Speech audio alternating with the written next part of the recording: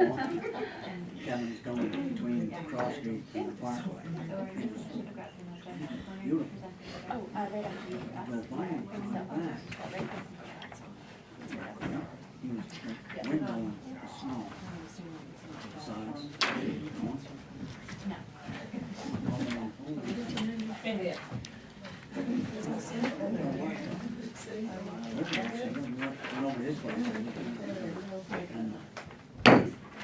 Good evening, everyone. I'd like to call to order the Select Board's regular meeting this evening, Wednesday, January 22nd, 2025 at 6 p.m. We are in the meeting room here at the Bethel Town office.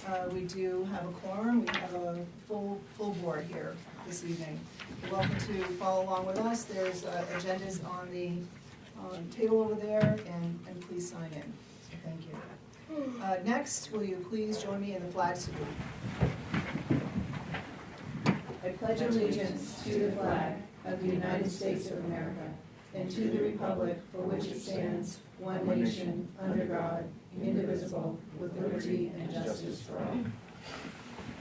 Thank you. We're at a point in the meeting for public comment. So if anybody has any public comment, please stand, state your name, and share what you have. Okay, everybody's looking down. Take that no one has any public comments this evening. All right, and we're continuing on to 4, adjustments to the agenda, and I believe we have none. Thank you. Public hearing, and we don't have any public hearings this evening. And it brings us to action on the minutes. Discussion and action on regular select board meeting minutes for January 8th, 2025. Are there any amendments, changes, deletions, additions?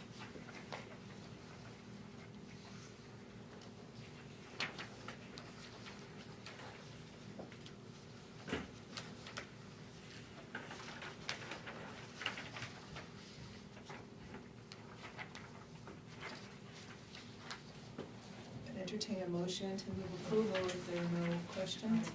Motion that we approve the minutes from Wednesday, January 8th, 2025. Second. All right. Any more questions or comments? Hearing none, all those in favor? And I'm abstaining because I wasn't here. So the motion passes with one abstention. Thank you. And we're on to 7, acceptance of grants, donations, reimbursements, and or sales of materials. I believe we don't have anything before us this evening for that. Thank you. And we come to 8, the town manager report. Octagon completed the mold remediation and removed all their equipment Tuesday. Air Quality issued their final report and analysis. There is an agenda item to discuss this. We are advertising to fill vacancies on the budget, recreation, and ORC committees. The next select board meeting will be February 5th. Included in that agenda will be the continuation of discussions on the town fees, the ambulance and collection waiver policy, full-time rescue chief, and recommendations for staff increases. I will have those, among other items.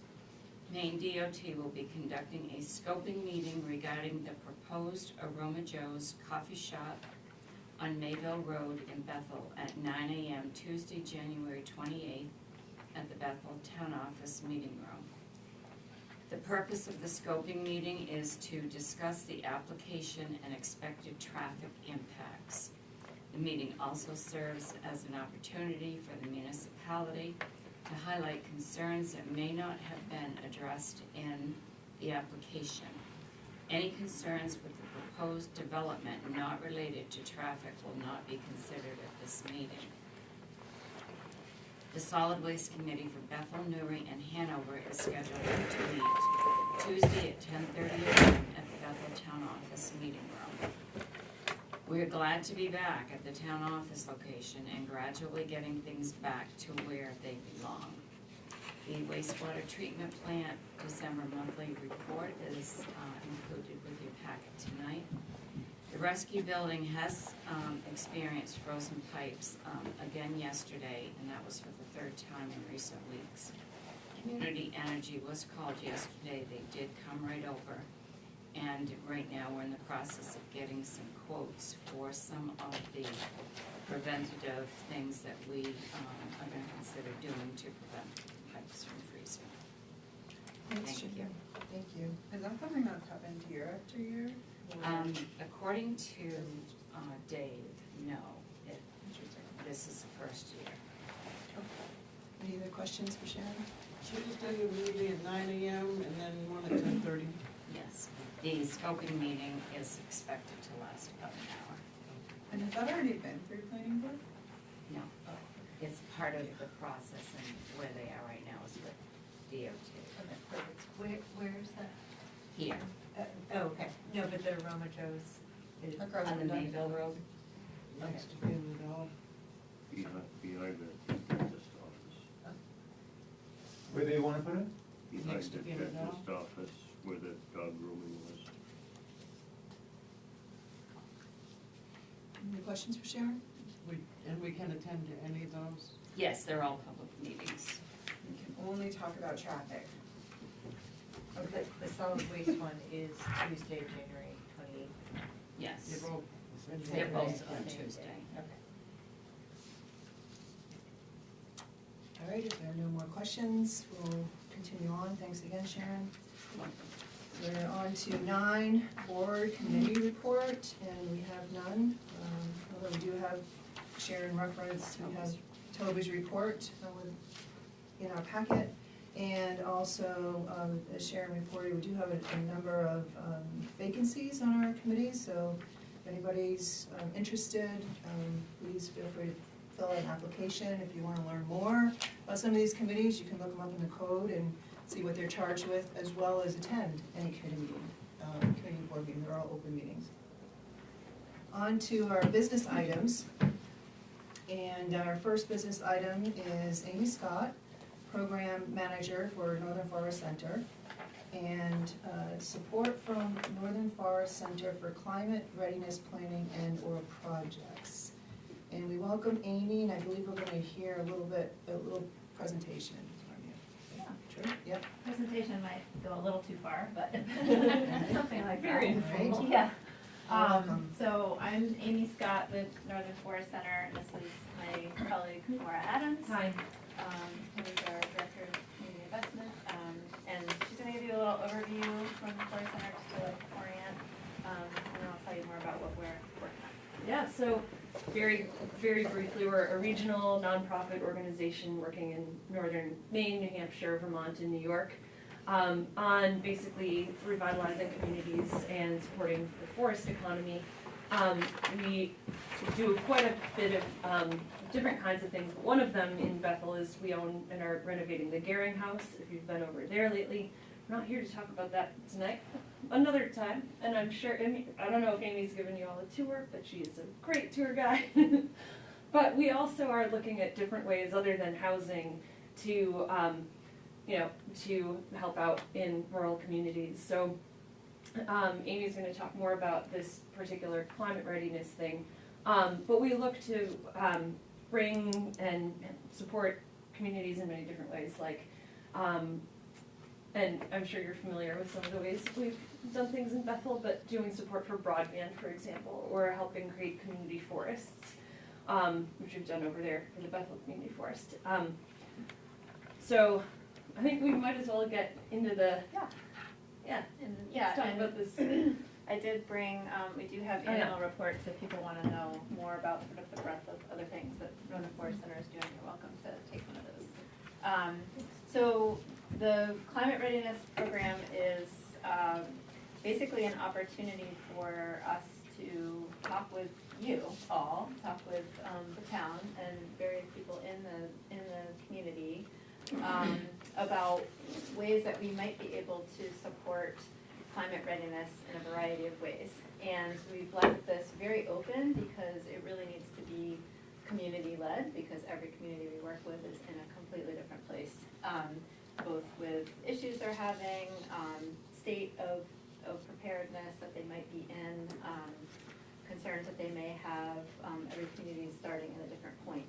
So while I'll explain, possibilities of things that we might be able to do together, it really is all about like what would the community be interested in getting help with or getting involved in.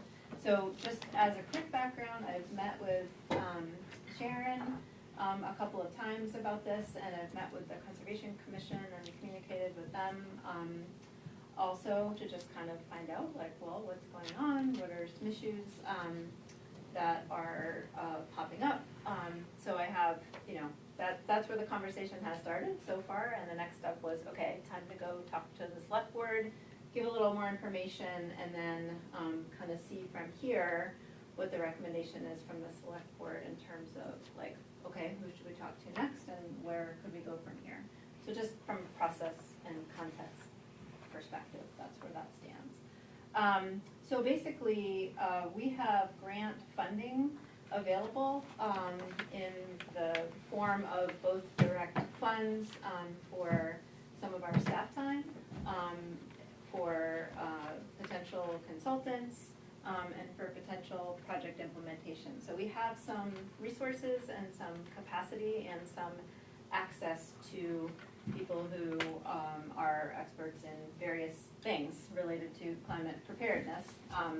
And part of why we're doing this work is that we want to better understand this space for communities, because almost every single one of our local communities where we own properties and where we work on broadband and where we work on forest issues and a variety of other things have had some significant impact related to flooding or to severe weather or something else climate related. And we're seeing that this is clearly a space that a lot of communities are dealing with and may or may not have been working on this or thinking about it much yet. Some have, some haven't. It's just an increasing space of concern that we feel like, well, we should better understand what communities need and we should better understand how we can be helpful. So that's kind of where this starts. So I have a handout that just kind of outlines just where we're coming into this, and I'm going to just pass that down. And some of the things that we're seeing other communities are doing or might consider doing are getting some help with consultants to kind of analyze, okay, what's really going on with flooding in our community now, like from a scientific perspective, what does that look like and what can we do about it?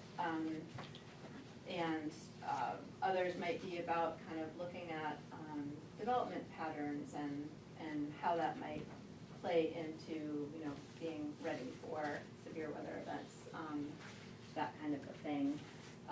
So the way that we could maybe get to that would be to maybe convene some meetings of people who want to take it to the next level to look at, okay, where are we at? Like, I know you're working on some things in the community. I know you're working on the wastewater treatment upgrades, and probably I haven't talked to Public Works yet, but I'm guessing that there's probably ongoing, endless, work there to constantly be assessing the roads and infrastructure and things that have been impacted in the past. And Sharon has explained that the emergency action plan is getting updated by all the different departments working together. So those are just, I don't know, I can sort of stop there and see if people have questions, or more if you want to add anything to just kind of putting it out there, what's possible. And if anyone in the audience wants one of these. Let's go to questions, and then I can maybe fill in anything else that comes up. Any questions? Have you had any communications with the county? For example, they have their management agencies Not that yet. coordinate with the towns, the plans and such. So there's a lot of information, a lot of planning, a lot of coordination. That's a good suggestion. I haven't done that yet. Any questions? question, but I will take one. Yeah. Of the things to list. Thank you. We, as Amy mentioned, we know some people who have, different kinds of resources on this, and, one thing we saw yesterday was this group that has, you can actually buy flood maps that are way more detailed than what FEMA has. And they showed it just it was like a sample, but it was like, they bought the data for the area, including Bethel, and it's like, for every level of flooding, they showed, like, they can see, here's these buildings, and this is what happens. And so that's the kind of thing where we talked to their staff, it's another nonprofit, and they were like, well, we could certainly do a demonstration of this for Bethel, and there's a lot of different questions that kind of data can answer. Like, what are the most vulnerable areas, and where would you, like, really not want to develop because that's really sensitive, or, you know, just there's a whole bunch of things that this data could help answer that I think having a few people just sit down and really drill into, like, what are the implications here, and actually seeing it in real time is pretty interesting. So that's the kind of thing where, as a starting point, it can be kind of helpful just to visualize. So I don't know if that's of interest, or like, who would you want to be part of that, but this really is meant to be, like, if this is something that the town wants to, like, engage in and take advantage of some resources we have, it's available. So, Great grants. Yeah, and help write grants. And thank you for that. So the municipalities have access to flood maps. USGS has them, and periodically they're reviewed, especially, you know, for the 100-year floods. And so those become available, and there's participation in the community. But I'm assuming you might have access to, like, more GIS skill sets that might be able to kind of really put a visual Very to much that. so, yeah. Okay, thank you.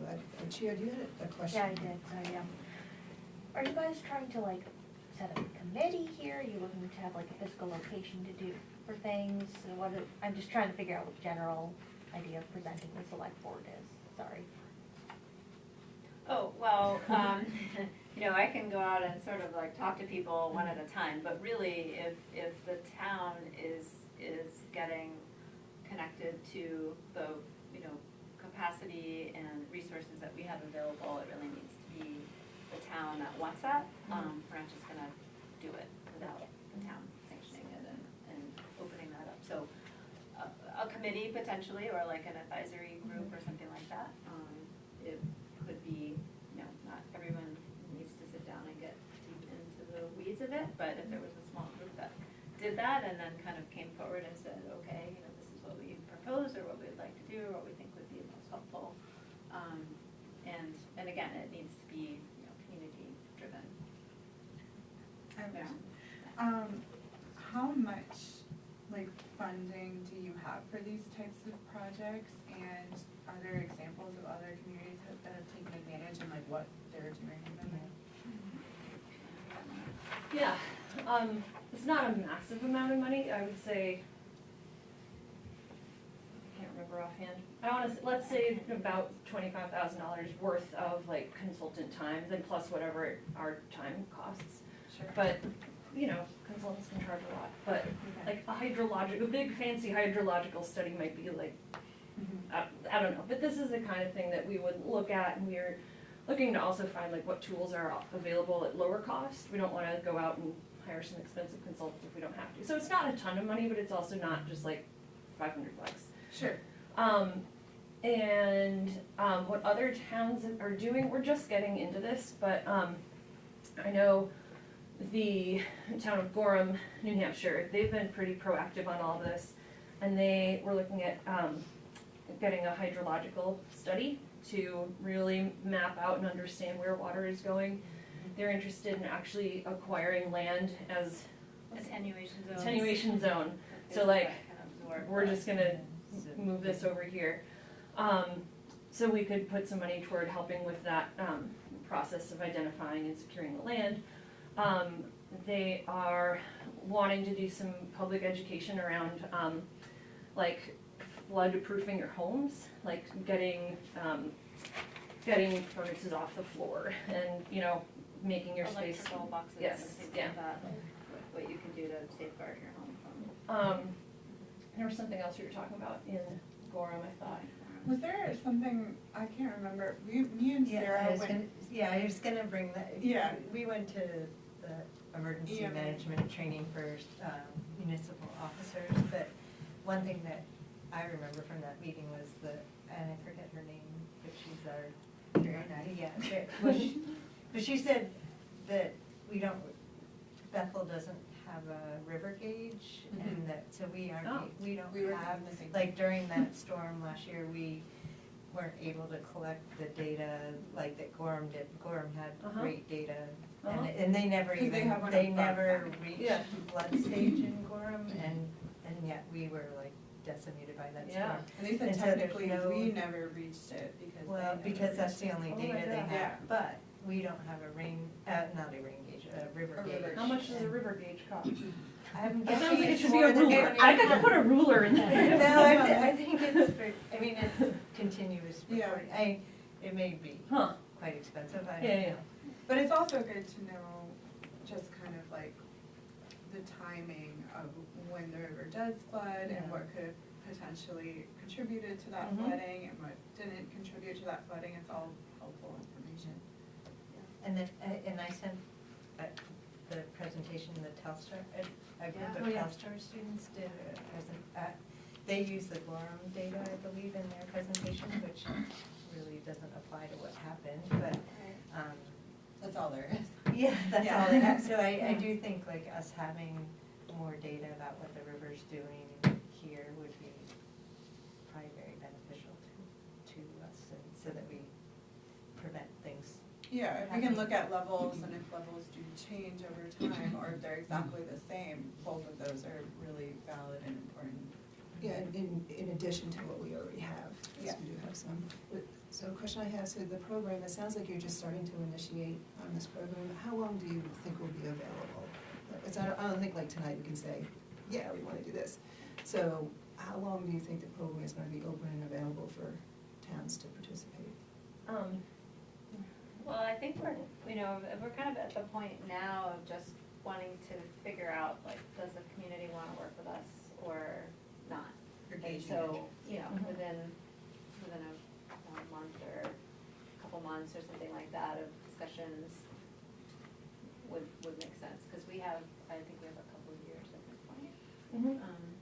So, we wanna be able to get started, cause there's a fair amount to look into and then, to determine, the best way to use the resources available. Yeah, Sharon? So, I know you met with the Conservation Commission, and of course Sarah's on that committee, and Karen is here, and she's on it too. Did they give you any indication of what they would like to work with you on, and any projects? And maybe that would be a place to start, is with the Conservation Commission. Well, I wasn't at Amy's session, but I'm Julie Reef and I'm also. a Oh, member of Julie, that. I'm sorry. That's okay.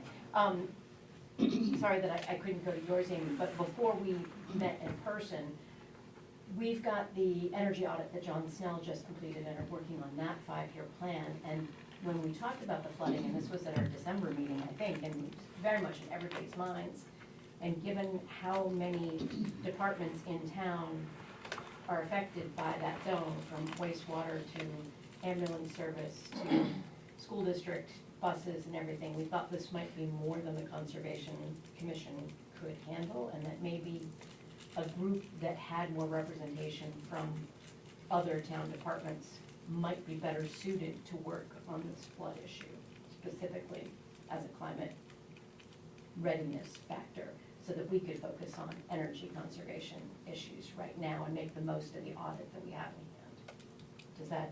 That's kind of where our discussion was. And not that we're very much in favor of it, but to make sure that we can really get those energy things done while we've got grants in the pipeline, meet those deadlines, not tackle something this big. Okay. But that climate readiness is, we thought, a really important issue, but it affects virtually every town department. Sharon, with this, if you said departments are starting to work on an emergency management plan or updating it, would having consultants help make that process easier so that you don't free up, would that help free up some of your time so that you It's not, well, the only time that has taken me is, it's a 68-page document that was approved in 2019. We only had copy, we didn't have anything in the system, so yeah. You typed it? I retyped it, yes. And Mike Jodry, who is the fire chief, and Dave, the rescue chief, they are going to be going through that completely because they know exactly what has to be updated. So they're the first hand to update that. Then it will be reviewed with the department heads according to the departments in it. Then eventually it will go to you as the select board to approve it. Then it gets filed and updated and filed with the county. So that's where we are right now.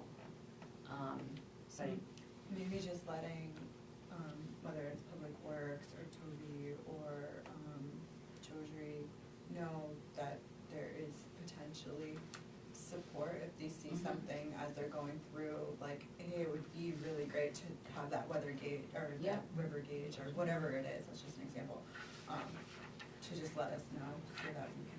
Yes, and that can be, we Yeah. can look at that. Right, I mean, this is a great resource, and thank you for coming forward and sharing what, your expertise and such. And just, I think we're struggling at the moment to find a place to park this information. The Conservation Committee would be a logical place, but they have other stuff, priorities on their plate right now, and Conservation Committee is supposed to work with natural resources within the town. But maybe we can. Maybe we can't, I think we just didn't wanna compromise what you know, that we were gonna work on the energy. If it was a question of doing it or not doing Doing it. it, yeah. a little bit. We do, yeah. We just thought this might be bigger than us. Yes, and Yeah. I think we have some time too, a little bit of time, and I like Meryl's suggestion. Yeah, I would rather be informed by the people affected Yeah, than, through the town manager. sometimes I just don't know what I don't know, and this feels like one of those moments. As we go through that process, if there's resources we can take advantage, most definitely. Well, and we could call together sort of an ad hoc meeting with a group to just discuss, like, to start to drill down a little deeper, that would then sort of determine, okay, from here, you know, we could work on this piece with these people, and this piece with this people, with these people, you know, that's a possible way of going about it. There certainly doesn't have to be like a formal committee that is housing this. Like as far as managing, you know, the different meetings and conversations and then development of the project that needs to happen, like that's what we're here for, like our staff time can help support that. Okay. So then it's just a matter of like coordinating with the appropriate departments and the appropriate committees on whatever the pieces are that come out of that. So that's another way to approach it. Right, and if we could spread it through the town manager, Yeah. through the planning department might want help updating their maps and stuff like that, and as we start to go through the process, if we get the feedback, we can reach back out to you. I think that's key, getting those departments involved, because they're the ones really boots on the ground, not us as the Conservation Commission. We're not dealing with the infrastructures and the systems that are being affected. Yeah, it's also a capacity thing as well. Whenever you sign up a department for a new project, there needs to be a desire to complete that project, and it has to not take so much off of their plate that it's more of a nuisance than anything else. So I think it would be wise for us to ask the department managers what makes sense for them and how we can fit it in if it's necessary. Yeah, because it's in their minds too, I mean, going through this process with FEMA and the insurance, I mean, they just don't want you to just redo what you did before. They want you to build in, you know, the capacity to try to prevent it from coming up, so, yeah. Asking them what they feel they need to make themselves ready. And what fits into that $25,000 range, like if it is maybe a grant for something bigger, or just like whatever is needed, it also has to fit with their capacity as well. Well, and we also have time to like write grant proposals and get more money in and help manage those kinds of projects. So we have a good range of ability to support as ideas and possibilities come up. And that's a good piece right there, is the grant. Yeah. It's really important. We did in fact approve a town position for that at one point. That's a great resource to have. Yes, it is. So are there any more questions for Maura and Amy? Thanks for your time. Yeah, thank you, So thank you what very are much. your next steps or guidance for Amy? Yep, so our next step, if I, just let me know if I get it right or wrong here, is that through the town manager, she's going to be meeting with the department heads and our emergency personnel as we go through updating our plan, getting feedback from them, what they think they might need for that readiness with their physical plant in our systems, and funneling it through her out to us, and see if we have something to project or program. Yeah. Do you wanna take these extra to share with? That would be good. Amy, could I have one of those? Does that work for you guys? I'll put my 2 cents in now, Yeah, okay. and that is that I think that there's a connection with the county and the state as far as when we start talking about emergency management. And to have a larger picture of how we're interconnected through the state and county. And, well, I didn't hear anything about police, and I think that tying all that into the equation is important, so that we're not developing anything that is gonna be more cumbersome when the emergency comes, that we created this mess that doesn't fit everyone's agenda, everyone's responsibility. And leaving out the police is a big part of emergency management. Because if something involves them, their protocol takes precedent over everything, and you can't have chaos. We're trying to avoid chaos, not create chaos. So that's my 2 cents. Thanks, Frank. Everybody good? Okay. Yeah, thank you. Thank Thank you once again. Thank you. Thank you. And we're gonna move on now to business item 10B and the Conservation Commission, proposal submittal working with the University of Maine on an energy-related project, ELC 405/505, service learning project proposal. Did have information in your packet, and we do have Conservation Commission members here, and Ms. Karen? Yeah, I yes, moved right in over to front the of side me. too, I thought that looks Yeah. like a nice place Yeah, to thank you, and we have other members here too, so, thank you. Yeah, thank you. Here we have. So my name is Karen Bulick, and I'm here to present on behalf of the Conservation Commission. And we're seeking select board approval to submit a proposal to this class at the University of Maine. And so in December, the select board tasked the Conservation Commission with developing a 5-year energy plan. And so when I got this, after we had done the assessment, so when I got an email from the University of Maine from Sharon Klein, who's a professor in economics there, and she was looking for proposals for her Sustainable Energy Economics and Policy class, I said to the Conservation Commission, this seems like a really great opportunity for us to start that process of developing the 5-year plan. So we have the energy audit, but now we have all of these options, and our hope is that the class can help us think through some of the various options that John Snell presented in his energy audit. And so in the proposal, which you have in your packet, we've proposed 3 deliverables. The first being a cost-benefit analysis, which is a focus for their class. Cost-benefit of the analysis of the different energy efficiency options John had presented, or anything that was missing from the report that's up and coming that they know about. And then a narrative that will help us understand what that cost-benefit analysis means and what it means in particular for Bethel. If there's time, we'd love for them to also offer us some feedback on how we make sure that we're collecting the data. If we do this energy update, how do we make sure that we're collecting the data to demonstrate that this was an effective use of grant funding or town funding to support that? So we also want that, make sure we're gathering that necessary data. Importantly, the work is non-binding, so these are student recommendations. As Sharon mentioned in her email to me, it could be this stellar group who produces this amazing report, or it could be a so-okay group that gives us some, food for thought, but nothing that we move forward with. And so, but our hope is that even even if it's the latter group that's not stellar, we still get valuable information that can help our planning, because none of us on the Conservation Commission are experts in energy, sustainable energy. But we're trying to get better. It also won't cost the town any money. The commission is dedicated to working with the student group. And we're also kind of excited, and we were talking about today, one of the things that we would look forward to is that this would give students an opportunity, there's undergraduate and graduate students, the opportunity to work on a real world problem, and to get some insights into how local governance and decision making works, which is, as you know, very important, especially in the state of Maine. And so we're hoping that we can submit the proposal, and we may or may not be selected. The students would have to choose us. Do you have any questions? I have just one question.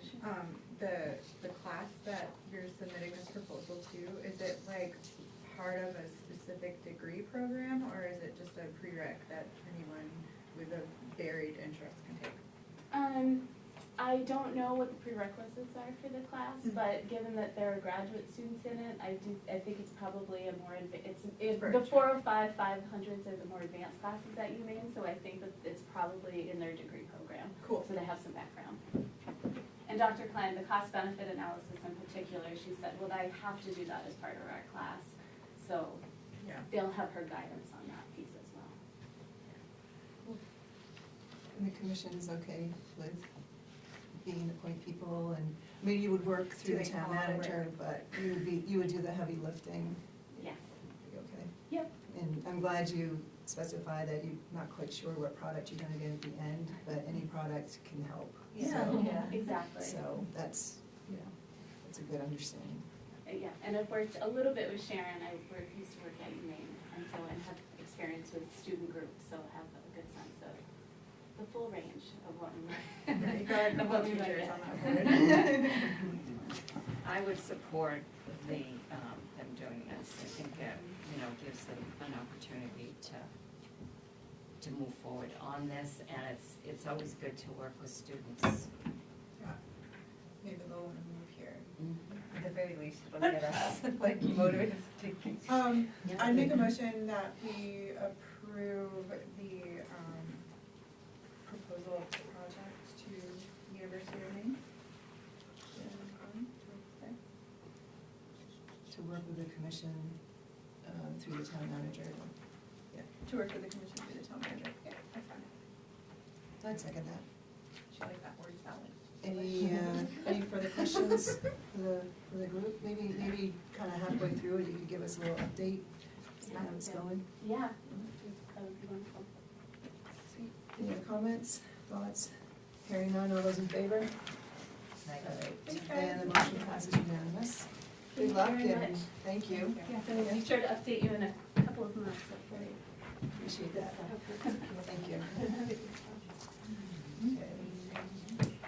We're on to 10C, discussion and action to waive the bid process for 3 bids for the wastewater treatment plant for new Bridge Street pumps, wastewater treatment plant controls upgrades, and the wastewater treatment plant pump station upgrades. And I'm gonna turn it over to Sharon first to give us a little preview. You do have information in your packet. So I gave you 3 proposals for 3 different projects listed to be done at the wastewater treatment plant. December 31st, we had to file with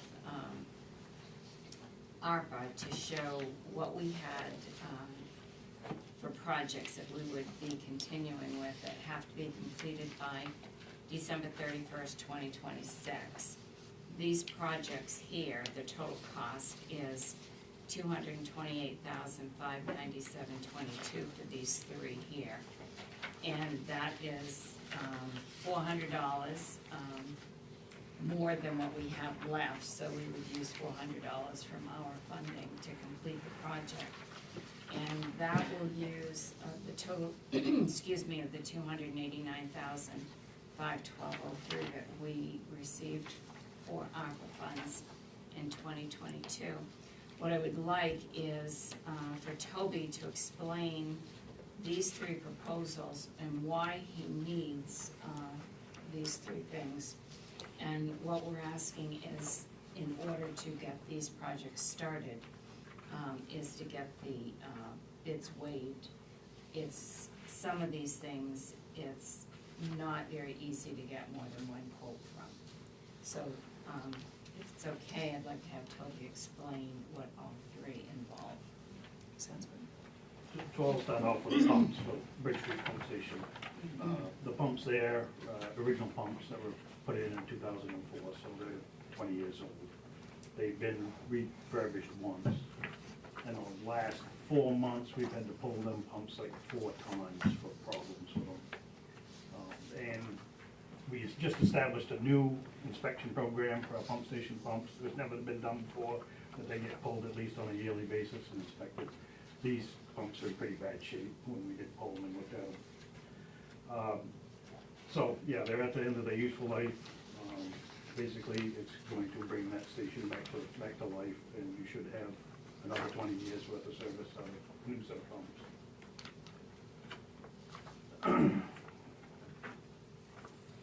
And these are original replacements, the same pumps that are there, same manufacturer and everything, just as the easiest and most cost-effective way to do it, without changing a bunch of other stuff to go along with pumps.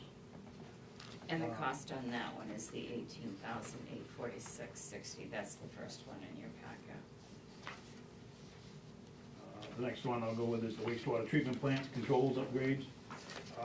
This is to upgrade our SCADA system, upgrade the control panels in the building, new relays, PLCs, things of that nature that are probably 10 to probably more like 15 years out of date, really. Every time I have to call a controls company about a problem, oh, you still have.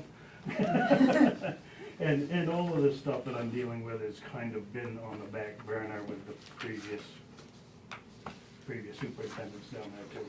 It's all I heard about when I first started working down there. Oh, we need to do this, we need to do that, we need to, Wi-Fi, that's for the treatment plant in different areas. We some places where almost 2 floors underground, we don't have cell service or any internet service down there to remotely control anything while we're working on it, things of that nature. I think computers, new SCADA computers and everything in there too.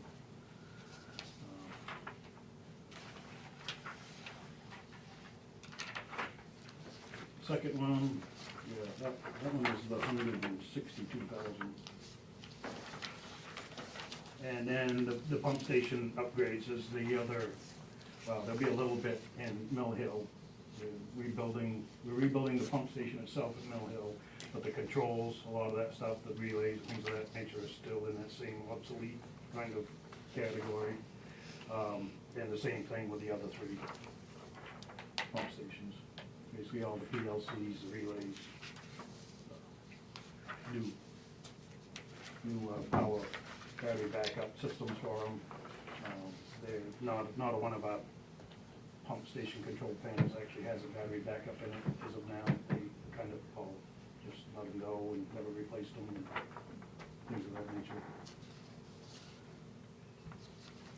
These replacements will take care of 20-plus-year-old equipment that is really failing and needs to be replaced. Where are we gonna get the money to pay for it? This will come from the balance of the ARPA funds that we have. And, what about the electrician needed for the big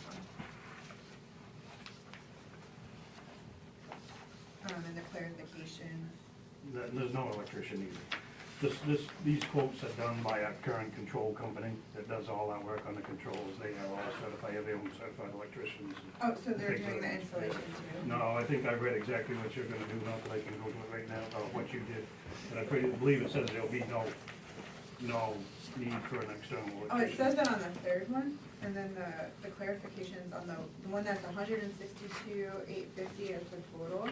The clarification says field installation and wiring of field equipment by others, electrical requirements to be completed by not provided.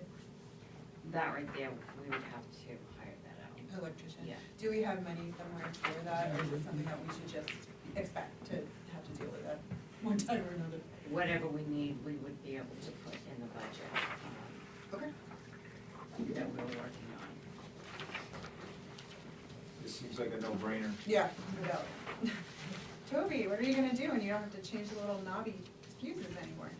When I don't have to chase my tail for 8 or 10 hours at a time, I trying love to it. figure out root controls and things of that nature.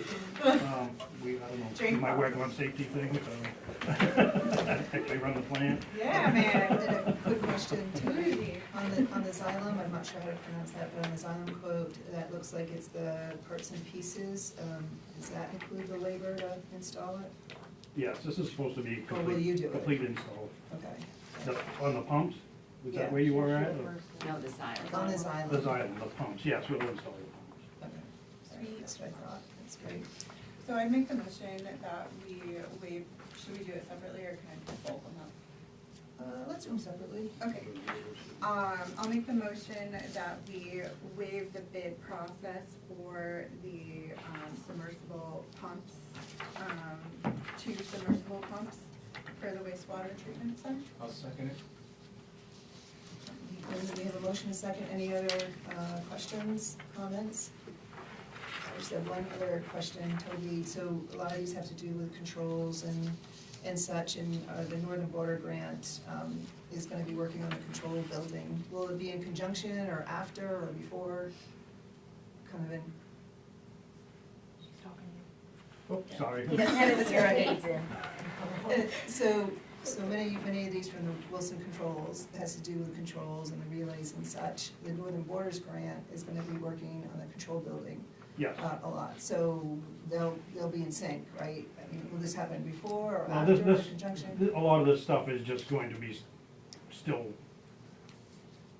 it's all stationary equipment, so yes. This will happen before, but it'd be nothing to do with the Okay. Northern Border stuff, the control building. All right, great, thank you for that. Any other questions or comments? All right, On here, that one, no. not one. You know, this is related to what you just asked. Toby, you were just talking about a control room. That's that room that has all the controls in it that are like antiquated from like 50 years ago?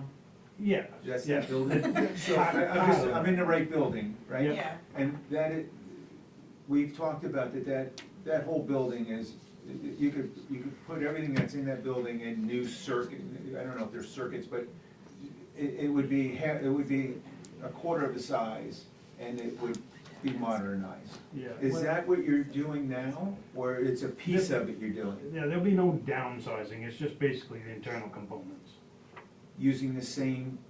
It'll be the same configuration, So are but are it'll we be the actually internal upgrading components. or no? The program logic controllers, the relays, all of that stuff will be, So is it being upgraded to modernization, yeah, or yeah. is it just you know, fixing? I mean, you know how 1950. technology goes. This stuff was installed more than 10 or 15 years ago. It was obsolete 2 years after they installed it, so, and that's what we're trying to get away from. Yeah, so it's Bring the this up same to like new- programming, but an upgraded version. Upgraded 20 years later, it sounds like some resiliency is being built in with the power, uninterrupted power, and with the Wi-Fi and that type of thing Yes. to help with that Yes. too. Great, Yeah. yeah. So it'll help him be able to do his job in a more efficient way. Any other questions or comments? Hearing none, all those in favor? All right, and the motion passes unanimously. Is there another motion for the floor? Yeah, I'll make a motion that we waive the bid for the modifications to the control panel on Vernon Street Pump Station, modifications to control panel on Mill Street Pump Station, and the modifications to the control panel Bridge Street Pump Station, as well as the modifications to the control panel on the Telfair Pump Station. Second. Thank you. Any other questions or comments on this one? On both of the Wilson controls, it says the quote valid for 30 days and it's dated November 8th, 2024. I just talked with them last week. And they agreed that they would. They agreed to honor hold us. this. Okay. They didn't send me any updated stuff. Okay. Good question, thank you. Any others? Hearing none, all those in favor? And the motion passes unanimous. Is there any other motions for the floor? Yeah, I'll make a motion that we waive the bid process for the modifications to the headworks control panel, CP2, the dewatering building, OIT panel, the RAF pump room, and panel, the modifications to the lab and office control panel, and the Wi-Fi equipment for each building and headworks, lab office, and dewatering. Second. Thank you. Any further questions or comments, thoughts here? Seeing none, all those in favor? Then the motion passes unanimous. Thank you. Thanks, Sharon and Toby. You're welcome. Just to clarify, we will get upgraded documents to sign from Wilson on those two. We already did for the Xylem one. Great. Thank you. Thank you. Like we're getting so close with wastewater. We're moving on to business item 10D, a review interlocal agreement between the towns of Bethel, Hanover, and Erie for the disposal and recycling of solid waste materials and property survey for scale location. And I'm gonna turn it over to Sharon. I think we're dusting off our materials, getting ready so that the committee can work on them Tuesday. Yes. So what I have for you here is the last time that we met as a board, we talked about what the committee had discussed that we were going to be looking at doing. And we had the representative from Maine Scales come and talk to us. One of the things that our committee talked about doing was the interlocal agreement needed to be updated because the last one that, well, the one that we had was done in the year 2000, that is when it was signed. And it was supposed to be upgraded 5 years later in 2005, that never happened. So I've worked on, retyped this also, so that it's going to show when it will be adopted is going to be after the last of the three towns have their town meeting. And what we're going to be pushing for is this year. Bethel's town meeting is in June, Newry is May, and Hanover is in October. All three towns have to approve any updates to the interlocal agreement. So the dates would be changed to reflect that it would be effective after the October town meeting for Hanover, and then the committee will look at when it would need to be updated again, and those dates would be put in. What you see in the yellow highlights that I have put is just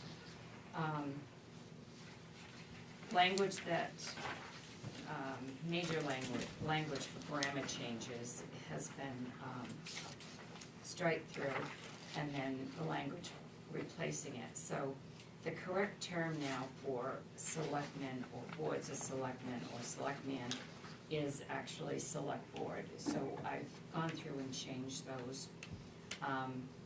And then there are some other highlights in here that I will be bringing to the committee after going through it and asking them to look at it to see if that some of the language should change in it,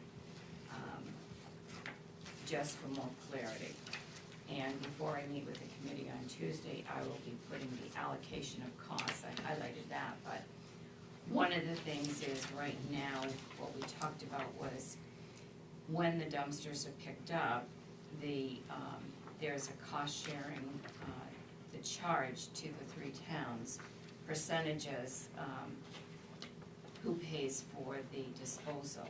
So what we were able to determine in looking at all of this, the dumpsters are picked up in Newry, and we get the bill for just the Newry disposal, just like we get the bill just for Bethel. We should each be paying for our own town's disposal. We shouldn't have to pay a percentage of Newry's, and they shouldn't have to pay a percentage of ours. We should pay 100%. So those percentages will be added into this. And then there's a few other changes in here that will be brought to the board when we meet on Tuesday. So I wanted you to have a look at what was going to go to committee. The other thing that came from our meeting was there was discussion as to whether or not the scales would fit where we were looking at putting them, whether or not the property had to be larger. So I had Jim Barker, who is one of the Hanover representatives on the committee. He's a surveyor by trade. He did the survey of the property, and I've given you a copy of his survey. The scale will fit exactly where we looked at putting it, with no modifications. So that the committee will be reviewing this as well at the meeting. And one of the other questions that came from when we met with the select board was, would we need planning board approval? Yes, we would. We would have to go to the planning board and, go through that process there. And then the other thing that was asked is, would we need a new entryway? So Scott did make contact with DOT, and we wouldn't have to do anything. Scott can go over what they talked to him about with that. Would you like to do that? We would have to apply for a waiver. Oh, that's the only thing we Yeah. would have to do, but we wouldn't have to make changes. In that speed zone, DOT doesn't allow two driveway entrances within 500 feet of each other, I think is what she said. The town, being the facility, could apply for a waiver through them, and if we needed to move the entrance and keep the existing one, we could, the option is there to apply for a waiver to get the. And if we don't get the waiver, what is the plan to just widen the spot that it's in now? No, we wouldn't have to change our entrance. Okay. There was some discussion about Having it in and out. leaving the existing entrance or putting another entrance and bringing traffic in to create more backup space, Yeah. per se. That's what led to, So we're okay. yeah. I mean, if we ended up putting a new entrance in, we could take away the old entrance. If we ended up with a new one, we wouldn't have to apply for a waiver. We just a permit, but Okay. if we wanted to keep the two, then we would have to petition them for a waiver for the two entrances. But she didn't seem like, said we could mark something out and wouldn't take much to go through the process if we needed to. So when we meet with the committee next week, we will be going over the survey, the interlocal agreement, and the stickers. Currently, the residents have to pay $5 a sticker. It's good for a lifetime. When we came out of committee, we decided that it's not gonna be a lifetime sticker. Actually, nobody does lifetime stickers. So the sticker would be replaced every 2 years. On the new sticker, it would have the expiration date.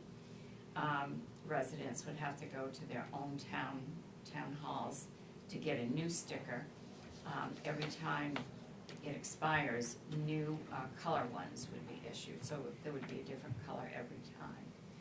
So that's another thing that would change, and we'll be discussing all of that to confirm everything to bring back to the 3 select boards for approval. Thanks, Sharon. Thanks for that highlight. Do you have any questions? If we have anything to say about the survey, do we do it now, or do we have to be at the meeting? No, that's why I brought it to you, to see if you had any questions. My suggestion is the pedestrian lane should be in between the two, lane 1 and 2. I mean, I don't know why it's so far away. It's labeled out as a pedestrian lane, but it's a free space between the travel lanes and just trying to depict that there's room, 2 12-foot travel lanes, still leaves like a 6-foot space, and then the scale assembly. Yeah, so it's just the space holder kind of. Yeah, I mean, labeled it as a pedestrian lane, but it's wiggle So room. it's not wide enough to drive through? No, Okay. Considered basically open space. yeah, it's just, instead of having the right side of the right travel lane against the side of the scale. It just leaves that, I don't wanna say room for error, but it, But there's room not for enough error. room for another vehicle to drive through there. Right. Well, you have to have employees there, they have to do the scales and stuff like that, so it's Right, not okay. pedestrian maybe for like the public, but for the Yeah. employees. Well, just I to mean, do like, the I was scales. just thinking that lane 2, okay, no, that's fine, that's fine. Yeah, and it just, we were trying to figure out like a 10-foot travel lane, 8-foot travel lane, 10-foot travel lane. Ultimately, we decided like a 12-foot, which is more than enough travel, doors being open, just to show that there's more than enough room to make it work in that. Thank you, any other questions? I just have a This quick time? clarification. Sharon, what you were saying before regarding the allocation of costs, you're saying you're just adding like 8D, that would be like towns are to pay 100% of their dumpster fees? That has to be added in there, yes, Mhm. but So a also, D. yes, Okay. but the, those percentages there, They're we're changing. going to look at changing those. Okay. With the- Do we have a thought process on how we will arrive to the numbers, like as far as what we're gonna pitch for, is it based on population, is it based on whatever? Well, I think these, where it's just the normal solid waste flow. Yeah. That because of, over time, how the billing has been able to bill for what they do for each town, that I anticipate that might change, that might be just per the billing, right? That is how the billing is done. Yeah, the billing. But that has, all of those numbers need to change, and the reason they do is because those are not the percentages that are currently done on the Right. bills. Yeah. And nobody knows where the percentages, when they changed. But the percentages, we do the percentages now for both of these, for the, This is where it is right now, the current breakdown. Yeah, and there was a change at some point from the 2000 We're not- agreement, right? as an example, 58 Bethel, nearly 35 in Hanover. When the bills are done, it's not those percentages that are used. Right, yeah. It shows these percentages in here, but these are not the percentages that have been used for several years. No one from any of the towns knows, and we can't find anything where these percentages changed. So that's why they have to change, because they're not being billed according to these percentages. Where are they being? They're, I don't have those off the top of my head right now, but they're different percentages. I mean, Bethel pays the highest percentage, Newry the second highest, and then, of course, Hanover is the lowest. Right, yeah, and the originals were based on the town sitting down together and sitting with Dwight Merrill and Pine Tree, and they went through and looked at, the building permits that were coming up, the population, anticipating I guess growth and that's what stuff. I mean, Yeah. is like how, like when Frank goes in there, do we wanna give him some guidance on how we should formulate those percentages? Or is there already percentages that you've put together that are gonna be pitched, or how are we moving forward with that? Who's in charge here? So I'll have those recommendations when we meet, and Okay. then that'll be a starting point for us to go through.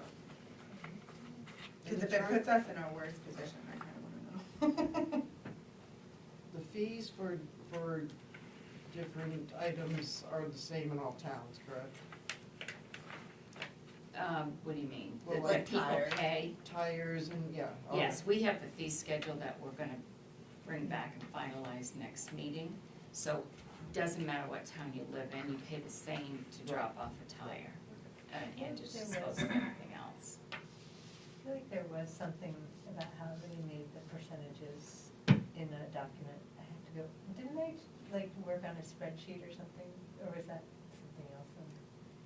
think when this was brought up a couple years ago, they tried to use population Yeah. and valuation, Yeah. and they created a Yeah, spreadsheet, I think that's what I'm remembering as well, and that's Yeah. what I'm That was wondering from if that's a been couple years ago. kind of formalized I don't and think agreed so. upon. No, that wasn't, that was before me, and I can Okay. tell you on one of these, they were looking at 33% for Yeah. each. Yeah. Oh, I That's know. what it was, that's That why I was thought. why. I it was a- I wouldn't be able to support that Yeah. because Hanover is such a small town.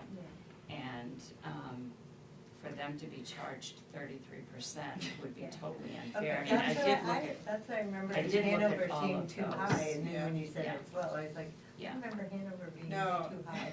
If you run the tape, I was like, Hanover agreed to this? I mean, And okay. Yeah, they did. We'll definitely say yes. So any other comments or thoughts to pass along to Sharon? And just like Nori has surpasses our dumpster amounts twofold, I'm sure. And we'll have that data, I guess, right? Well, I did do an analysis, and that's why I'm recommending, is what I'm recommending, is because, if each town paid their own dumpster fees, I really think that Bethel's not gonna be paying as much. Right. Because there's a dumpster for every single condo up there. Yes, and, all of the businesses, all of the dumpsters that are at the businesses and the property owner sites, this is what I'm talking about. Right now, we all pay a percentage of each town, and we should only pay for our own town. Right, right. Now that we have that information on the Yeah. billings, Yeah. they didn't have it 20 years ago. Right, they So- didn't, it was all Yeah. put, when Casella came, or whoever it was in the beginning, all the compactors were all put together. So now it's all broken down by separate deliveries per town. And actually Hanover only has 2 dumpsters that are picked up there. So for them to have to pay what they're paying now is a lot more than what is coming out of the town of Hanover. And would you suggest that we kind of keep to how this allocation works, where the capital improvements are still divvied up based on whatever we end up landing on for the percentages? For, capital and operating, initial operating? Yeah, I Keep it- I would be keeping that the same. Makes it clean, Yeah. makes it simple, and mentioning the data, which was great data that you had done for 2 years, and perhaps this current year that we're in, we could get the data, so we have 3 years. I'm kind of curious to see if there's any fluctuation in the construction waste or anything like that, which is kind of separate than this, but It would be it'd be interesting interesting, to yeah. see, since we're trying to make an effort with our enforcement and such, to see if there's any differences. And do we need anything written into this contract that says, like, when we put the scales in, it's like, based on whatever you end up paying, like, how does it work after the scales? How will it affect anything in here? Well, it's a capital purchase, so it'll be the allocation for capital, and then Bethel, this allows Bethel to operate. So if there's any increased costs, they'll bear the Be a part of burden. the same thing. It'll be part of that. But yeah, I mean, for me, for priority is really getting the governance in place Right. and the stickers in place, or start a baseline for that, and then scales. That's kind of, I mean, it's a lot of work. And thank you for dusting it off and the work you've done, Sharon. So, But all 3 towns are going to participate in the cost of the scales. In the, yes, It's and capital, yeah. all, Newry and Hanover did say that they had agreed to pay, all the 3 towns would pay a third of the cost. Right now, what's that? So it will be different than the percentages. Well, the cost of the scale and the prep work would be paid for by all 3 towns. Okay. After that's paid for, there's no other cost for those items. Right. And Just also operating. in the proposal that I did when I was working on this, I can tell you that this will be paid for in the first year. Yeah.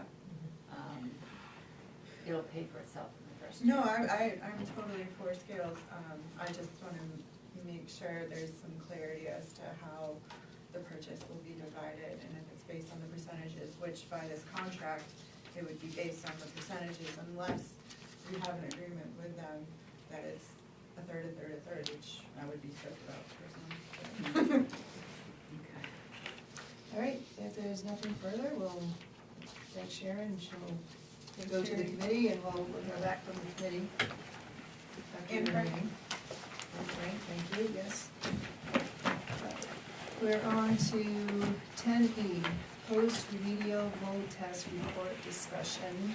I'm gonna turn it over to Sharon, she's gonna give us an update, and then when we have options, we'll revisit this at another time, is that correct? Yes, I wanted to bring the report to you, which gave you the hard copy of the actual report that the final one was done the 15th of January. There was one done in December, but it had to be redone because there was additional work that actually needed to be done. So this includes December and January's. Everything has been all cleared, all the testing analysis has come back. Everything is good and the report is good, and it also includes the pictures of everything. You would not recognize really the basement if you have been down there and you go down now. So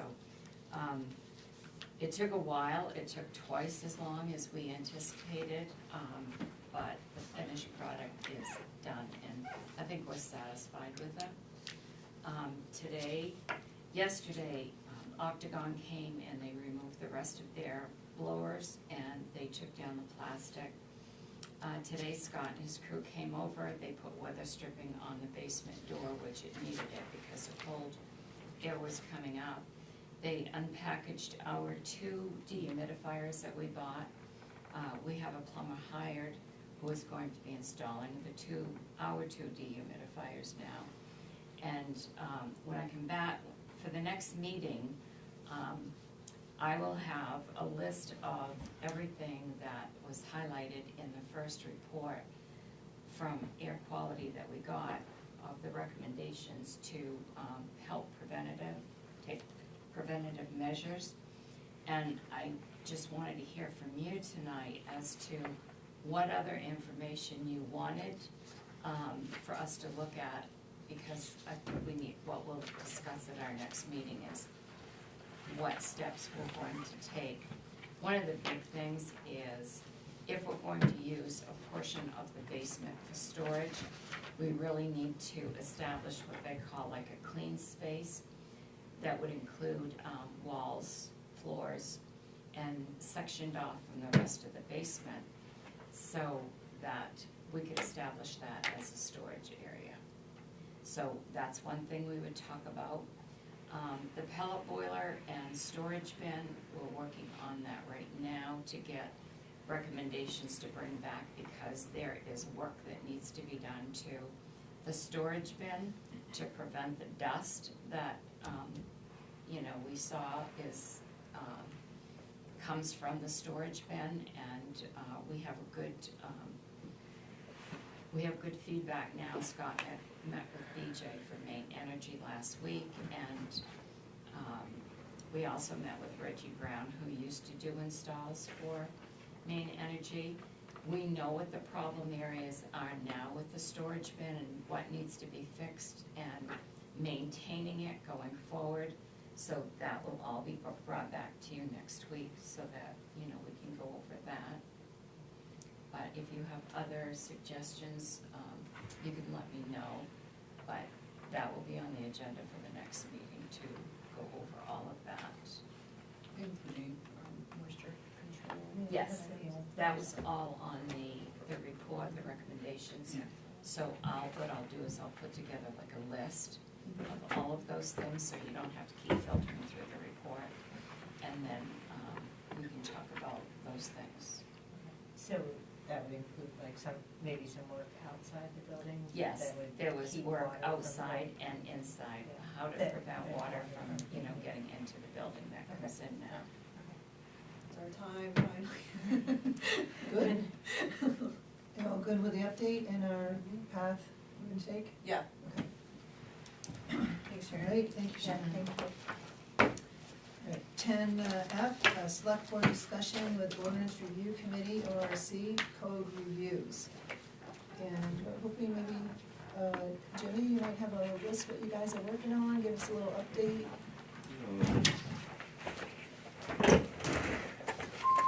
Working on dangerous buildings and demolition permit, starting on food trucks again, non-site plan reviews, which basically means if a business never came to site plan,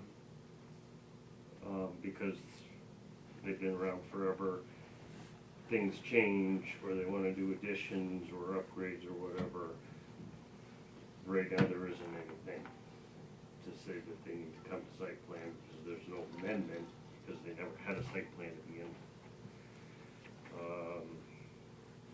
And eventually noise again, but that's far down the road.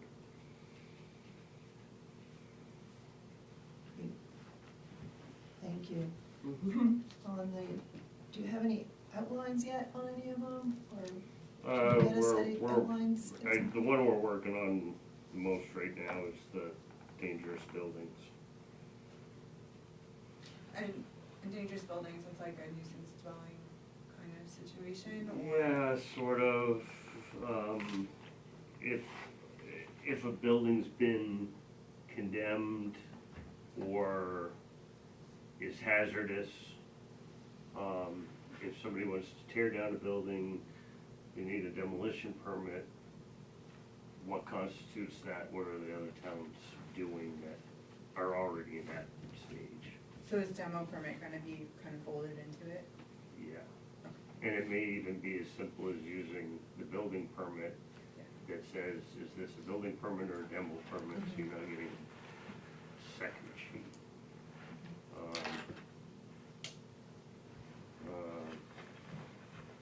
And sticking with that, is there any consideration of keeping them separate?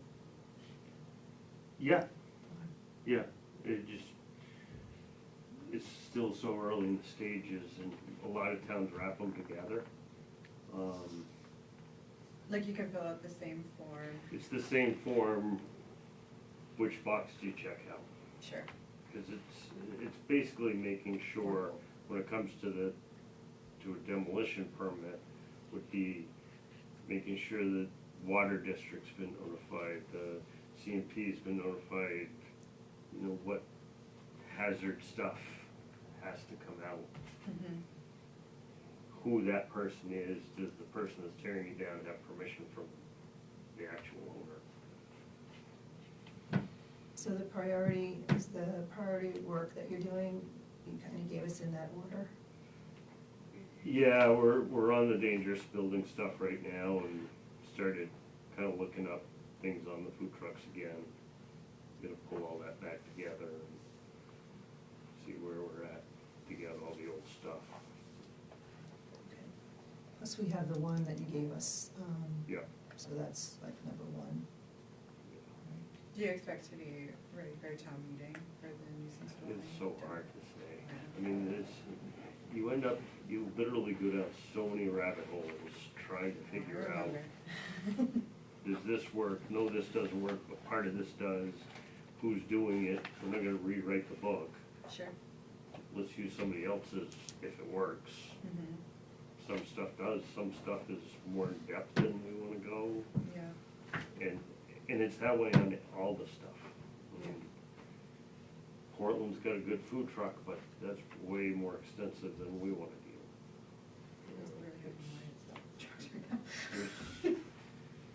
It's a bummer that there's so many rat holes that fly down through that they come with something that works well. Well, thank So you. basically what goes on is we check with other towns, and then we try and like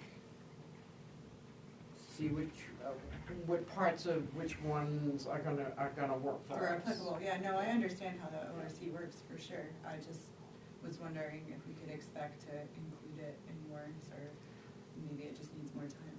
Yeah, definitely. I would love to say hopefully. Yeah. Gotta get you another member now, huh? Well, we have somebody that's interested, so. Great. Well, very good. How about the select board? You've heard the priority that they're working in, you're still comfortable We, with this priority? we also have the long list. What's the You know, long list? The long list of, The Excel spreadsheet? yeah, of all of the stuff that's, You gave me that years ago. Yeah, I think what were most of some it of was that done. stuff? Some of it, we've been plugging away at. Yeah, it's pretty Um, well taken. Maybe I gotta update it. If you wouldn't mind getting a copy to Sharon and so we can see it at some point, that'd be Yeah, let me get a cleaned up version. all A right. lot of this stuff we've done. Yeah. I think there was a couple things that Courtney had mentioned wanting fixed for Yeah, site plan. I can't noise has come up. I think she mentioned noise. where I look at smells. Hmm? I bet all that stuff is like, I can't remember what the verbiage is in the code, but it's very vague. For noise? For noise, It's smells. very vague. It's all very, like, do you not like it? Who and are a you? lot of it comes back down to the state stuff Yeah, can cover a lot of that stuff, yes. That's what we're You're But it's gotta be- speaking my language. but it's gotta be enforced. Yeah. And if we don't have that ability, Mhm. Yeah, enforcement's a lot. Yeah, I always think it's nicer for the planning board to have parameters around what definition they should use when determining whether something is a unpleasant smell, Right. as opposed to, 6 rotating people changing their minds every 10 years. well, and that's a good example. It just says no unpleasant smells. Yeah. Unpleasant to you is different than to Frank or to myself. And we've or- seen that become a problem before, so. And And the then same some with of them- noise. Some of them are intentionally vague. Yeah. They So are. it can give a working. I don't love it. But I think maybe if it was referred to in the ordinance as to the state chapter Right. 2. yeah. And some of that we're finding Yeah. that For easy maybe reference. the Yeah, direction. we need to refer it so that it's not just openly vague. Yeah, It's telling you that ours is based on what the state says. or like unpleasant is more like hazardous, chemical, like those types of It can be words. various things. Yeah. I mean, to some people, the spreading in the fall of the chicken manure is really bad. Yeah, Others that are upwind or whatever but don't. that's exactly the point, right? Like, you don't want a planning board to one day be like, John can't fertilize his field. Yeah. You know, that's horrible. Yeah. Yeah, and there's other considerations too, there's Yeah. agriculture and stuff, but, so, just to get a little bit of feedback from the select board, are you comfortable with the priorities that they're working on? We have one in front of us now that we got last meeting.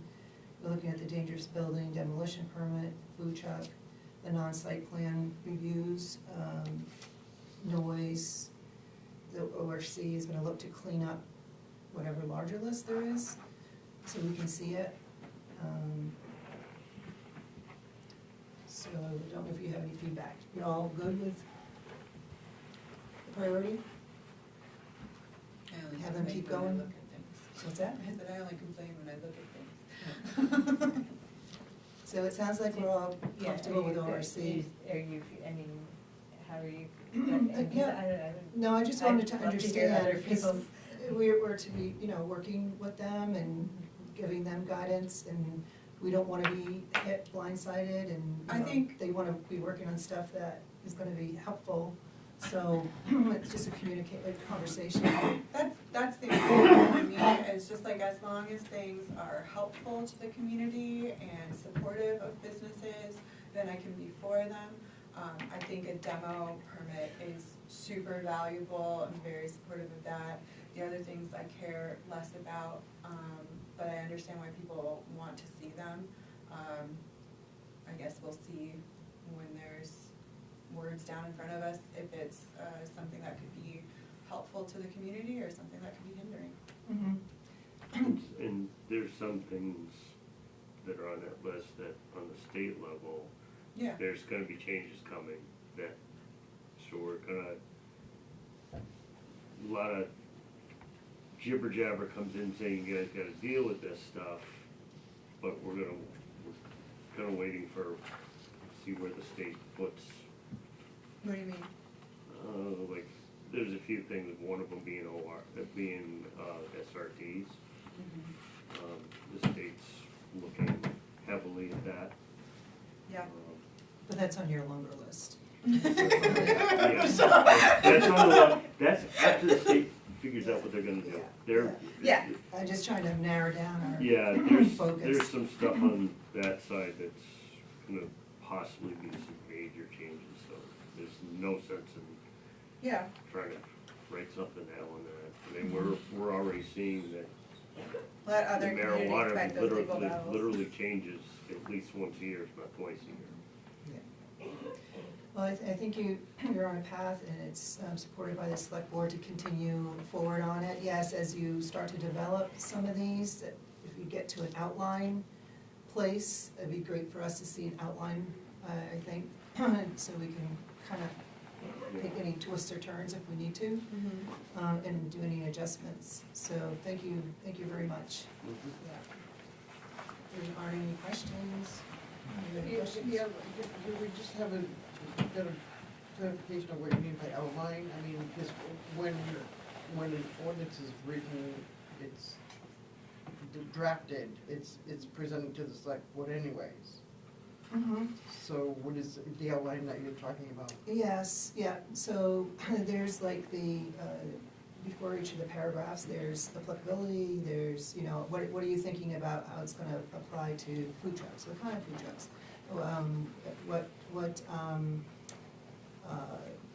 Kind The of basic performance content and yeah, definitions. yeah, just kind of like, you don't have the meat on it, but you have an outline of what you're gonna But look to maybe the cover. objective, Yeah, kind of like what is the purpose of this? I understand what you're saying. yeah. That changes every meeting. But I do understand what you're saying, Yeah. and what you're asking. That's a hard thing. It's very hard. I mean, we've got, I mean, just for instance,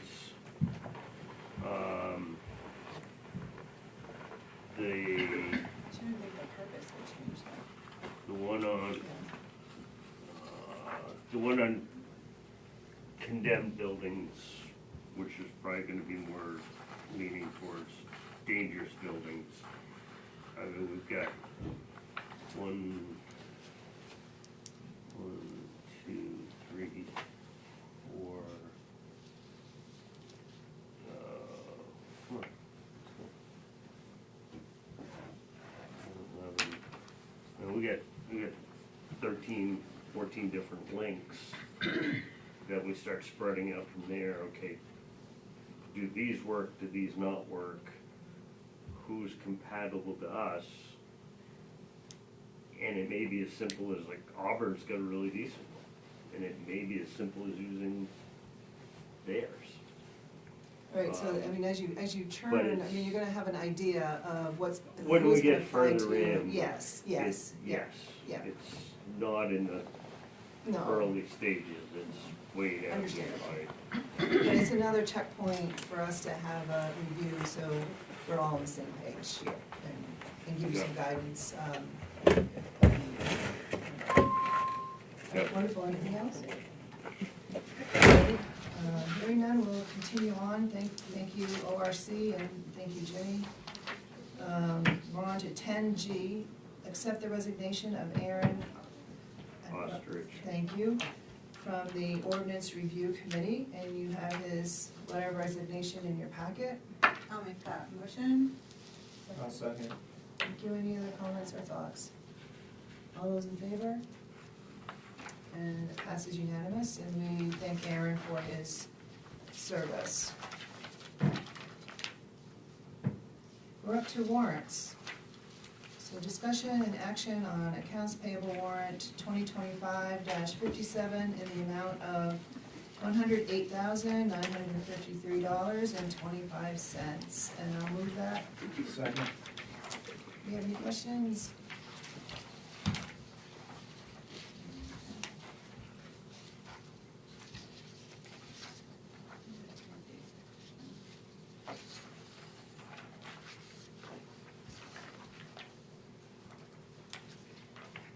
You need a minute longer?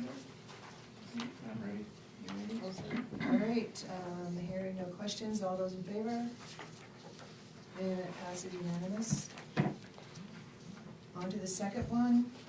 Discussion and action on accounts payable warrant 2025-58 in the amount of $112,511.84. And I'll move that one. Second. Any questions? So itty bitty.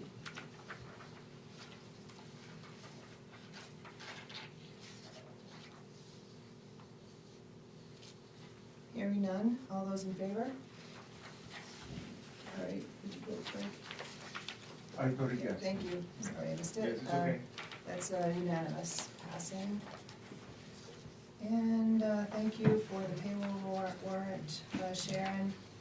Also in your packet, Sharon had the state liquor law, so we can read up on what's expected of municipal officers. And as she said, you have the sheriff's law for the month. And we're on to select board items. Any thoughts or comments from select board members? Oh, I have a comment. Is it possible for us to get a committee, what do we call them? A committee or board report for the airport? I would just be interested in knowing what the long-term goals are and a little more information on the development regarding the new hangars and the taxi lanes, and what the return on investment might be for the town for those developments. Yes, what I can do is I can provide the minutes of their meetings for one thing, that will tell you what they're working on. And then, there are, with the new taxi lane and the new hangars, there's 8 hangars being proposed there. Plus 2 to 3 that are already there, depending on the size they decide on. Right. And we can look at what that would bring in as far as taxes and leases. Yeah, and what it would And cost that. to plow it and to maintain all of that and to do paint and lights and all that stuff. I just wanna make sure it makes sense to keep developing the airport. Like, at some point, we need to look at what its impact is on the community, and I just want a clear, and I believe a lot of people in town want a clear idea of what we should expect in years to come, and, if it makes sense for our community. You can certainly invite them to come and, they have the maps and they can give a Yeah, map and they can. That's what I mean, the maps, just like And the they visual.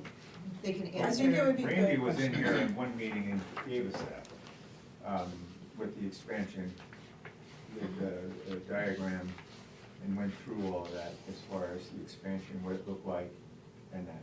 Mhm. Clearly, he's given us that. We can have, Yeah, you can we do can it have an again. But update. he hasn't, I mean, I get that I can like look at a piece of paper and be like, this is where a hangar is gonna be. That's not super valuable to me personally. Like, it's cool, that's great, it's theater, but I would like to know more specifically if we are, we're renting these hangars out, we're renting the lease, people are building on them, that's great, we're getting taxes, but our plowing there just skipped up to $80,000 a year. So adding the taxi lane, like how much more is it gonna be? Is that gonna offset the taxes that we'll bring in? Like, it's just a matter of like looking at the ins and the outs. If we're already dumping so much money, I mean, they didn't even operate as an enterprise fund when they were an enterprise fund, and now they're a department, so it's even more on our backs to make sure that those numbers align. And I think we just kind of let the airport, we got into it on a promise that it would never cost the town anything. That was not true. And I think it's just really important to illustrate what it will cost the town, because people are struggling right now, and I don't think it's fair that people are having like liens on their homes while our taxes are going up for an airport that very few of us use. And, you know, it used to be a great community resource when you could use the meeting room for all different organizations. That has kind of ceased for the most part. So I think it's important for us to, and if it is a return on investment, I think it's even more important to have that presentation, because then people know that information. They're like, okay, this makes sense, and they're not feeling like we're just throwing all this money into the airport and they're getting screwed. So I think either way you look at it, we'll have the information of it's a good idea, and then the townspeople who are looking to us to be their leadership can be like, thank you for looking out for us. Or on the opposite end, if it's not really worth it, then we know that information and we can move accordingly. Yeah, I mean, I understand your philosophy on the airport. We talked about it before. I think it doesn't hurt to have an update to the board. The airport authority can come in and give an update. I think that going through the budget season again will identify what the costs are. There's also, you know, of course, it all goes back into the general fund of what anticipated revenue comes in from that. And that doesn't hurt to have that. It's the townspeople that say yes or no to continue with what we had, and we've kind of inherited it, and we're the stewards at this point in time of trying to do the best we can. To your point of, you know, what is going to be in the future, there's only so much physical space that can be used there. So and that's why the return matters. And I think that you'll see that. I think you'll see that in there. And the other pieces that speak to safety and you know, upgrades that are necessary for operating an airport. The hangars, I think, in my opinion, fall into a business development. And there's the direct benefit from them, from adding to the tax base, which has always been there. And then there's, I think, the trickle-down effect of the people who use the airport and their patronage to other pieces in our region of where money might come in, and that's an indirect one. But yes, I mean, I don't know what you guys think. I know we've heard some of it before, but I don't think it hurts for them to come in. I feel like last time it was very like an overview, and I would just like a little more details. I think you're exactly right. Yeah. They should come in here and give their demonstration. I go to the airport meetings. Yeah. So I could do a good job presenting it for you right now. But it's inappropriate for me to do that.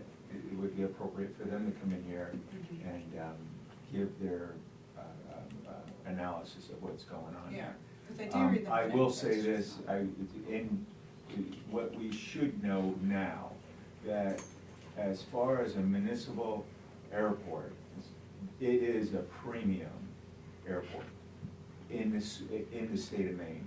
It is one of the top small airports in the state of Maine, and we can be proud of that. And then the rest of it, I think, should come from them as far as what makes it such a great airport and what they're doing. Even knowing volume, I think would be valuable as well. Like, is it the same 12 people coming in and out, or do we have tons of people coming into town through the airport? I just think that kind of information helps set a narrative that's important, especially as we're going to require more buy-in. Yeah, I think you're absolutely right, and I think they have the information that will settle a lot of And the engineer, that information, you know. we might be able to put the engineer on notice so he can explain, you know, where our limits are and such with FAA and such. All right. So I will speak to the board about having them come in and do a presentation. We do have data that will show, and I have it on the floor, but because that was for the special town meeting. Yeah. As an example, in 2024, it shows how many times somebody filled up for aviation gas. So we know every month how many people. But do you know how many different people, or how many people? That can be broken down by cards, but yes, how many times they fill out. Okay, cool. I would be interested in how many different people. You'd be surprised. I'm sure I Yeah, would. You'd be surprised No, at I'm how sure I many would. people come to Bethel through the airport. I see Team Bethel asking for, where's the taxi service to Sunday River all the time, constantly. There are people that fly up here for the day out of New York, that come up here for a day meeting and fly back out and go back to New York. No, I That totally. that airport allows them to do that. Yeah, I used to work there pretty often, and I drove someone who came in from Montreal and was like, where's the taxi? And I was like, They have I'll be your that. taxi. I'll give you a little piece of information. You can now rent a car from the airport. You can? Yes, you Yes. can. Great, You, that's you, awesome. you have to reserve it. Yeah, that's And Berlin City is going to supply these cars and That's great. and have a car here. That's really good So news. Bethel would not be able to have rental car service if it wasn't for the airport. Sure, And it's sure. just a little tiny benefit of what work they're So doing is there over an there. income, is that a revenue stream, or is it just a service that Berlin Auto does for, It's not a revenue, Advertising. it's Not a not, revenue it's not a stream. revenue for the town. okay. Yeah. It's a service that Berlin Auto has done. Randy had that in one of his reports, Yeah, but yes, I can have them also include that.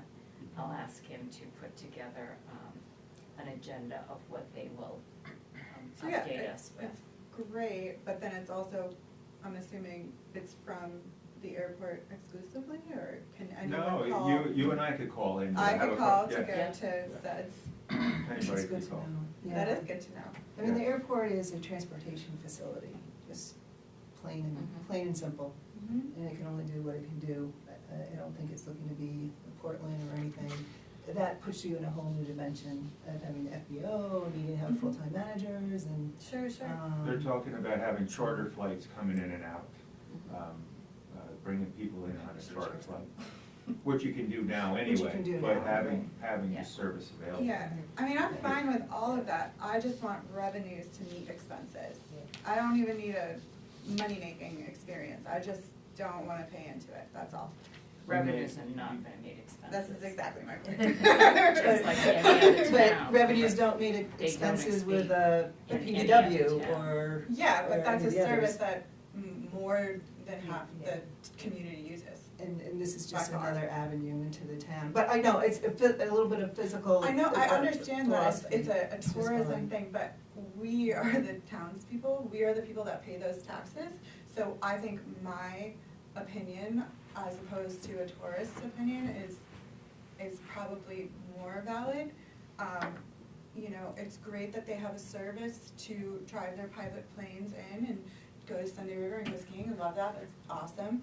But like, there just has to be something in it for me. So one of the things that I will say is, everyone that flies in here, they go to our businesses, they spend money at our businesses. Well, Some. Beg your pardon, they're in Bethel too.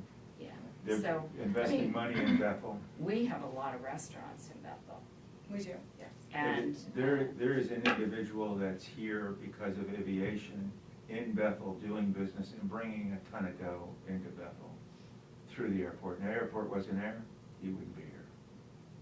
I mean, that's just one, in fact, I can name a whole slew of them, and it's inappropriate for me to do that, but there's a lot of money coming into this town because of that airport. It I just wish really- we could quantify it so that, you know,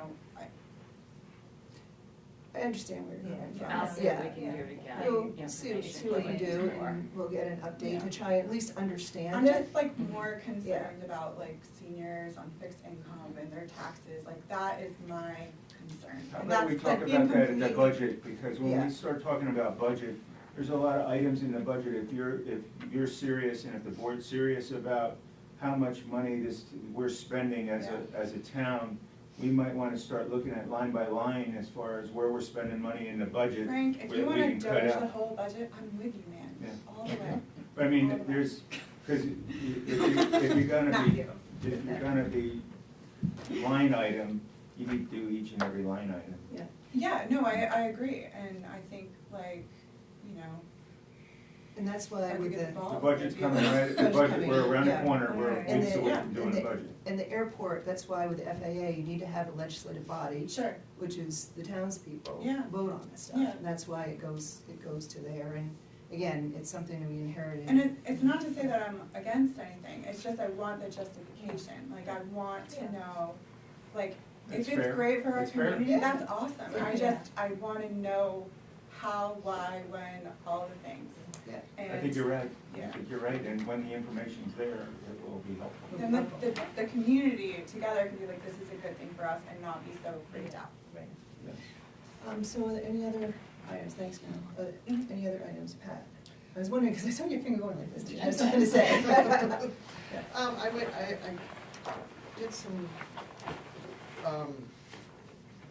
purging of paperwork, and I came across like 2 or 3 copies of the policy and procedure template. My question is, do we have a policy and procedure for the select board? No, but we No, should. we don't. Are we going to have a policy and procedure for the select board? Maybe at some point. I thought it was supposed to be done every year. No, it's in the code that, rules of procedure for the committees and the boards that get approved by the select board.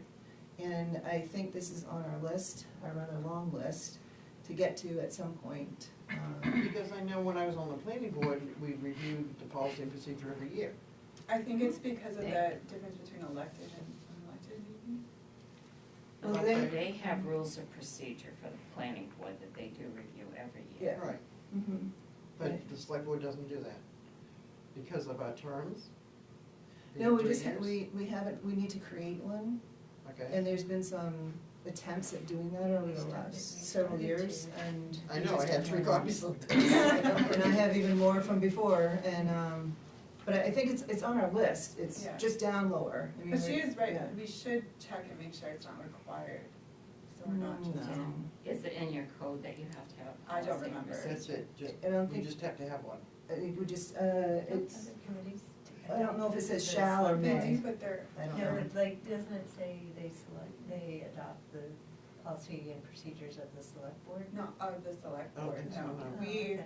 We approve their policies Yeah, and yeah, procedures. yeah. But I think, we have some other priorities ahead of time, ahead of that, but I think it's on the list, I mean, that's sewer, solid waste. I feel like we're getting so close We're, with wastewater. We're trying to make up for lost time, but I think we just make sure that it's on the list or at a later, That was later all, time. that was it. Thank you. Anybody have anything else? So budget meetings will start in March or, February. okay. February, right? No, there'll be some time in February. I'm still working on that list, actually. I'm gonna be meeting with department heads, next week. We started earlier last year, didn't we? No, actually, we No, did, later. it was right around the same time as It we're seemed like it right went on now. forever. Usually CIP meeting is in February, starts it off. Yeah, There's only 4 meetings. I, Really? my plan is to meet with the department heads first before I meet with anybody, so that I have their budgets. And then I would schedule a meeting with the CIP committee, and then I would go over with that committee, what the capital projects are from the department heads.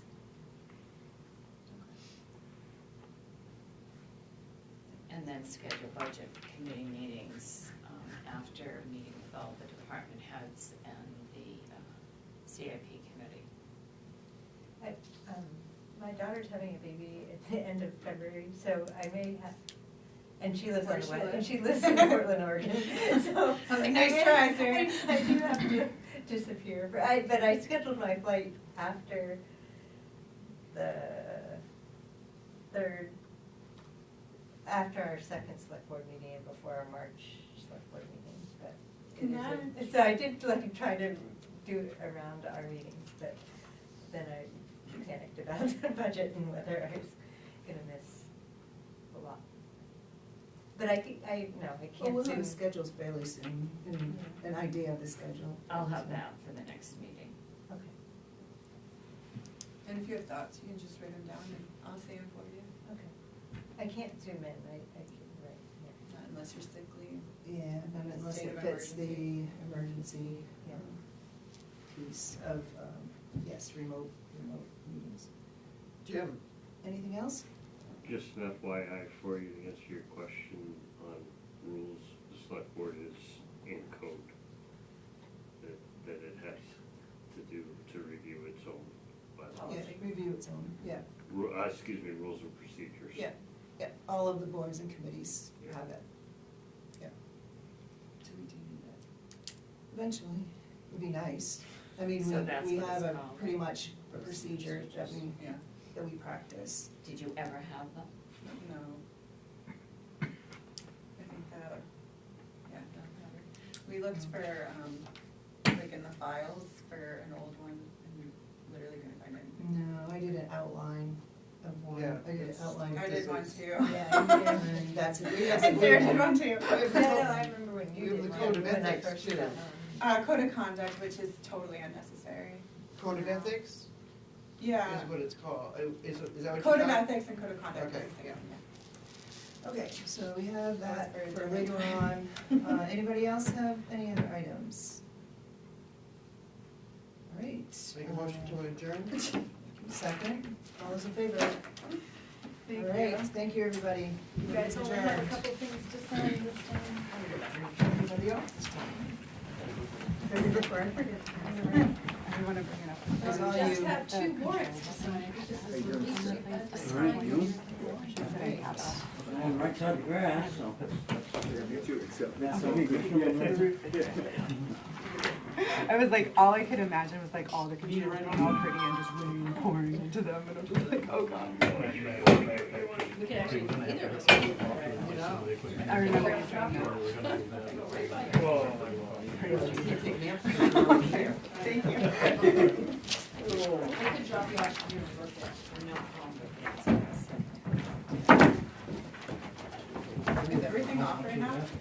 Huh?